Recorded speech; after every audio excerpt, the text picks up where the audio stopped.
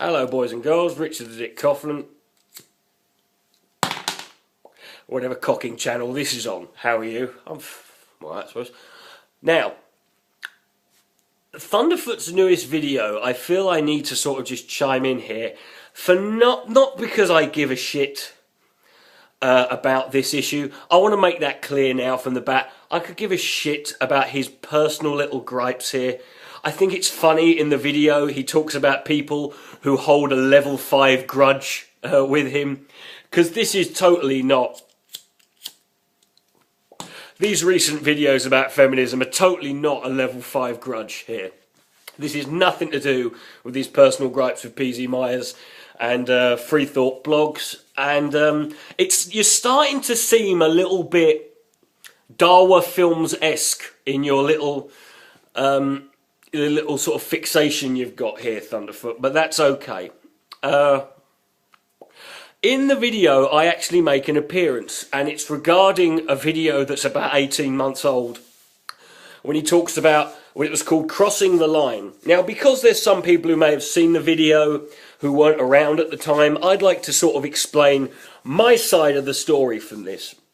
Thunderfoot was in the process of doing his Draw Muhammad Day stuff, and I thought it would, and given how Thunderfoot did two things. One, Thunderfoot has virtually no sense of humour about himself.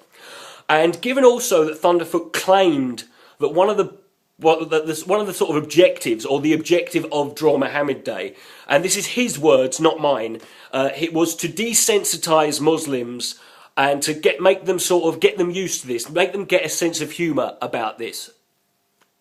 I thought, well, let's do the reverse. Let's do the reverse on him. So I started using in videos, and I did in an entire video, upload images of Thunderfoot looking very, very silly. Now, I didn't make these particular Facebook images. I'm not skilled in Photoshop rather. They were made by a guy called Silver Era 309. And Silver Era made those images for me. He's a guy on YouTube who I've known for many, many years. And he also, on one occasion, and I had nothing to do with this, he made a fake X-Hamster account under the name Thunderfoot. Now, this apparently was, in Thunderfoot's mind, crossing the line. And in the video that he links, Crossing the Line, what's interesting about it is he encourages his subscribers, and he links, first of all, he tells a lie about me. He says that I was banned from YouTube, and I wasn't banned from YouTube. One of my channels was terminated due to over 50 odd false DMCAs being filed against it, which you think is something Thunderfoot would be against, but apparently because it was me. Suddenly this is an issue here.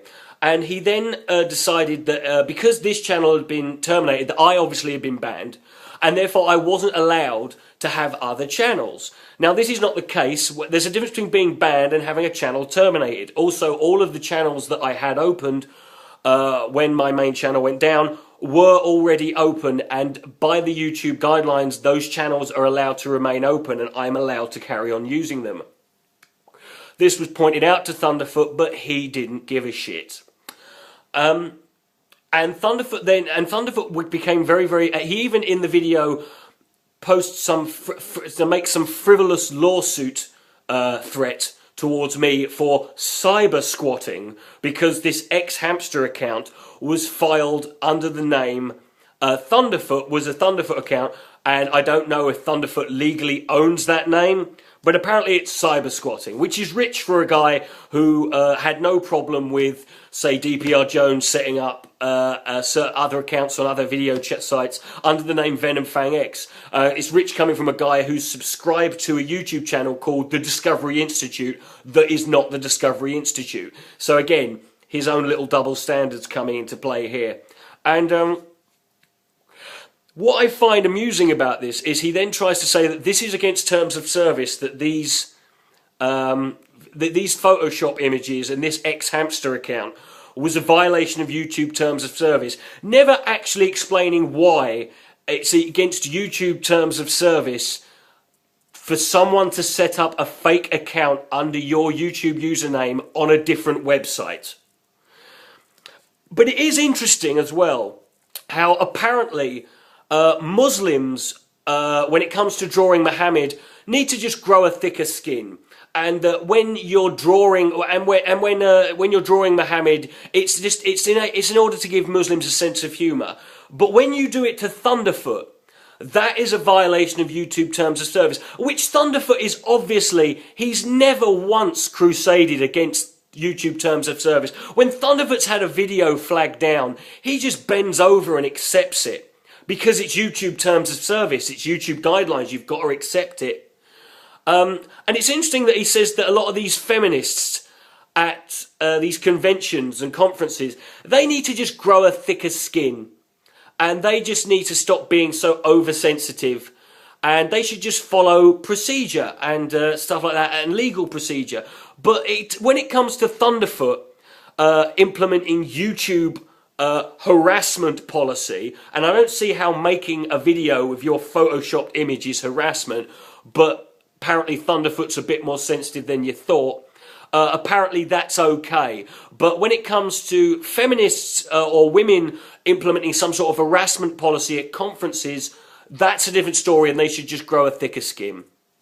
So there's the story, folks. I just wanted to get that out there. I know that it will make little to no difference, but there you go. Just thought I'd let you know that Thunderfoot is a hypocritical, hypersensitive bitch. Good night, may God be less.